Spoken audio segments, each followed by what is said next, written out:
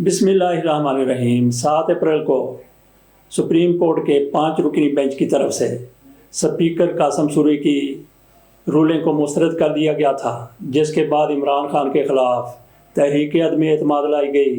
तहरीक अदम एतमाद के नतीजे में इमरान खान को इक़्तिदार से अलग होना पड़ा, इनकी पार्टी की हुकूमत ख़त्म हो गई। ये फ़ैसला आज तहरीरी तौर पर सामने आया है।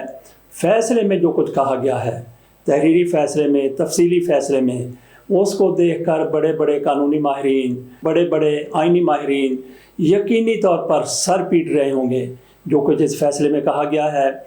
और एक जज साहब जो रिटायर हो चुके हैं, मज़हर आलम मियां खैल साहब, उनकी तरफ से तो कई हदें, इखलाकी हदें, कानूनी हदें अबूर कर ली गई हैं। वो अपने इजाफी फ़ैसले में आर्टिकल 6 लगाने की बात कर रहे हैं। इस पर फवाद चौधरी की तरफ से रद्द अमल सामने आया है। पहले सुन लीजिए कि फवाद चौधरी साहब इन जज के बारे में और एस्टेब्लिशमेंट के बारे में और दीगर जजों के बारे में क्या कहते हैं। मैं जज साहब को बताना चाहता हूं कि अगर आर्टिकल 6 के केसेस बनने शुरू हुए ना जी, यहाँ पे रस्से कम पड़ जाएंगे, गले बहुत ज्यादा है। वो काम किया करें जो आप कर सके। सियासी बातों में इस तरह की तलखियां लाना आपका काम नहीं है। हमारे यहाँ जो एस्टेब्लिशमेंट को एक लहू लगा हुआ है मुंह को, ये नहीं हो सकता कि जो हमारे जनरल्स हैं, कुछ हमारे जजेस हैं, वो बैठ के बंद कमरों में फैसले कर दें। अगर जजेस आइन तोड़े उसकी क्या सजा होनी चाहिए? एक तरफ हम मटेरियल रख रहे हैं, आप मटेरियल देखने को तैयार नहीं है, दूसरी तरफ जजमेंट आप दे रहे हैं कि ये मटेरियल जो है वो वहाँ पे प्लेस नहीं किया गया। तो ये नाजरीन, आपने फवाद चौधरी की गुफ्तगू सुन ली। अब हम फैसले की तरफ आ जाते हैं कि फैसले में क्या कुछ कहा गया है। मुरासले के हवाले से बात करते हुए चीफ जस्टिस साहब ने फैसले में लिखा है कि मुरासले की तहकीकात कराई गई, ना पीटीआई के वकला ने मुकम्मल मतन दिखाया, बैरूनी मुदाखलत की दलील से मुतमन नहीं, स्पीकर को नामुकम्मल हक़ाइक़ दिए गए, अदालत सफारती तल्लुकात के बायस मुरासले के बारे में कोई हुक्म नहीं दे सकती। इसके साथ सुप्रीम कोर्ट ने यह भी कहा कि गैर आइनी रूलिंग पर मुतहर्रक हुए अदालतें हक़ाइक़ पर फैसले देती हैं, क्या सराइयों पर नहीं। ये वो अज़ीमुश्शान फ़ैसला है जो मुख्तलिफ़ तौर पर हमने आपके सामने पेश किया। इसमें अगर एक एक नुक्ते की बात करें तो जज साहब की तरफ से कहा गया है मुरासले की तहकीकात करवाई गई, ना तहरीक इंसाफ के वकला की तरफ से अदालत को मतन दिखाया गया। फवाद चौधरी इस पर बात कर चुके हैं। ये रिकॉर्ड का हिस्सा है कि जब समाअत हो रही थी तो उस दौरान तहरीक इंसाफ के वकला की तरफ से ख़त का मतन दिखाने की कोशिश की गई, लेकिन चीफ जस्टिस साहब ने कह दिया कि हमें उस ख़त से कोई गर्ज नहीं है, हम वो ख़त नहीं देखना चाहते। तो और क्या करते पीटीआई वाले, किस तरीके से जज साहब के सामने उस ख़त का मतन रख देते। उन्होंने बात की ख़त दिखाने की, लेकिन आपने साफ इनकार कर दिया, तो किस तरह से वो आपके सामने मतन रख देते। और फिर जज साहब इस फैसले में ये भी फरमा रहे हैं कि बैरूनी मुदाखलत की दलील से मुतमइन नहीं है। ये दलील किसने दी है? इमरान खान ने दलील नहीं दी। ये मामला नेशनल सिक्योरिटी कमेटी में गया था, वहाँ पे बात हुई थी।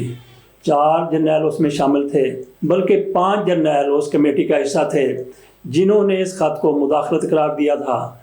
इससे ज़्यादा आपको फिर कौन सी दलील चाहिए? और ये सारा कुछ अदालत में केस आने से पहले हो चुका था। फैसले में ये भी लिखा गया है कि मुरासले पर किसी किस्म की सफारती तल्लुकात होने की वजह से राय नहीं दे सकते, फैसला नहीं दे सकते, लेकिन साथ ये भी कहते हैं कि अदालतें फ़ैसले हक़ाइक़ पर करती हैं, क्या सराइयों पर नहीं करती। तो ये फ़ैसला किस बुनियाद पर कर दिया गया, इतना बड़ा फ़ैसला कि हम उस ख़त को नहीं देखेंगे। इस फ़ैसले का अजीबोगरीब पहलू ये भी है, चीफ जस्टिस साहब ने अपने फ़ैसले में लिखा कि गैर आइनी रूलिंग के बायस हम लोग मुतहर्रक हुए। 12 जजों का इजलास हुआ जिन्होंने आज खुद नोटिस लेने का फ़ैसला किया। ये पूछने वाली बात है, लेकिन हमारे जज साहिबान से कोई नहीं पूछ सकता। कोई ताकत पाकिस्तान में मौजूद नहीं है जो इनसे सवाल कर सके कि हजूरे वाला, आपको कैसे पता चल गया कि ये गैर आइनी रूलिंग है? अभी तो इसके ऊपर आपने बात करनी थी। घर बैठे आपने कैसे अंदाज़ा लगा लिया कि रूलिंग गैर आइनी है? और फिर इससे भी बड़ी मुज़ीक़ा खेज़ बात यह है, ये इतवार का रोज़ था, जज साहब अपने घरों से चलते हैं, छुट्टी के रोज़ अदालत लगा लेते हैं। क्या ये कोई दुश्मन की तरफ से हमला था جس کا فوری طور پر جواب دینا تھا۔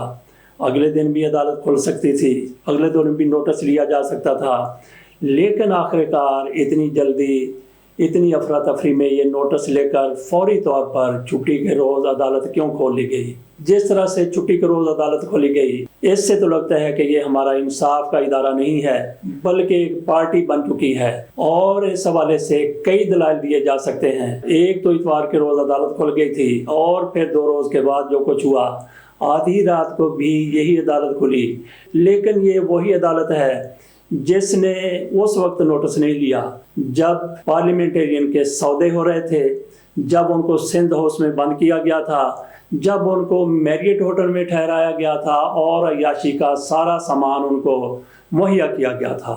ایسے موقع کے اوپر ہمارے جج صاحبان، ہماری عدالتیں بالکل خاموش رہتی ہیں۔ اس سے آپ کیا اندازہ کر سکتے ہیں کہ واقعی پاکستان میں انصاف ہو رہا ہے، پاکستانی معاشرہ ظلم کا معاشرہ نہیں ہے، انصاف کا معاشرہ ہے۔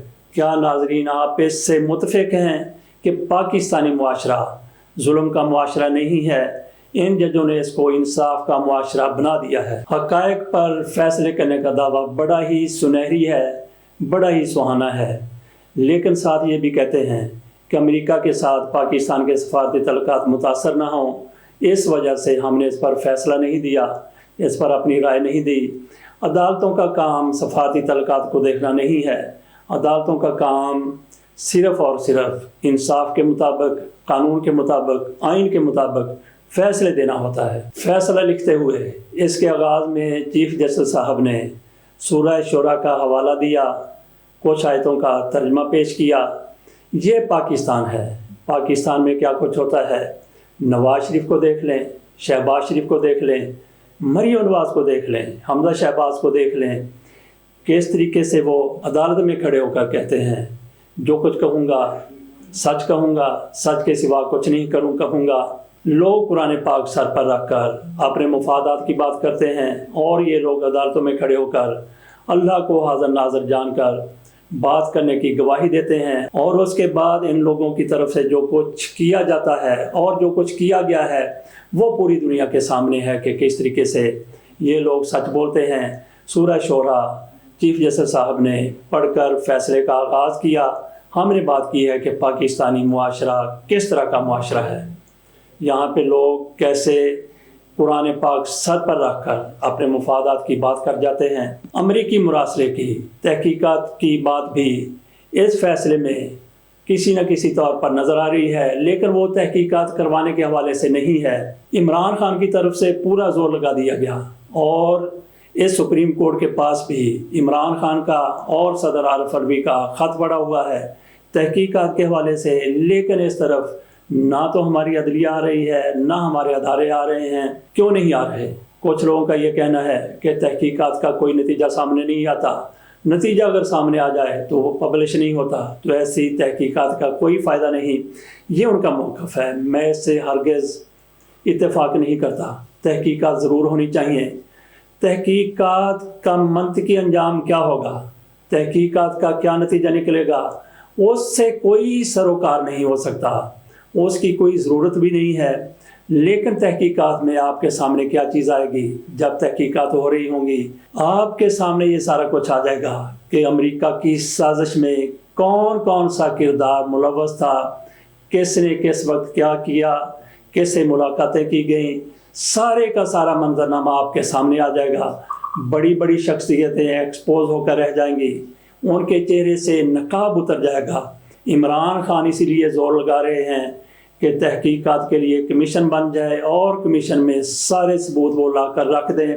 عمران خان کی طرف سے چند روز قبل یہ بھی کہا گیا تھا کہ مجھے اگر دیوار کے ساتھ لگایا گیا تو میں وہ سارا کوئی دنیا کے سامنے رکھ دوں گا، جس کا مجھے علم ہے کہ ہماری حکومت کس طرح سے توڑی گئی، کس طرح سے رجیم چینج آپریشن کیا گیا، کون کون سے چہرے اس میں ملوث تھے، کس بندے کا کیا کردار تھا۔ میں سمجھتا ہوں کہ عمران خان کی طرف سے یہ جو کچھ کہا گیا ہے، یہ سارے کا سارا اگر خط کے حوالے سے تحقیقات ہوتی ہے اس میں بھی یہ منظر عام پر آ جائے گا۔ اس کے ساتھ اجازت دیجیے، اللہ حافظ۔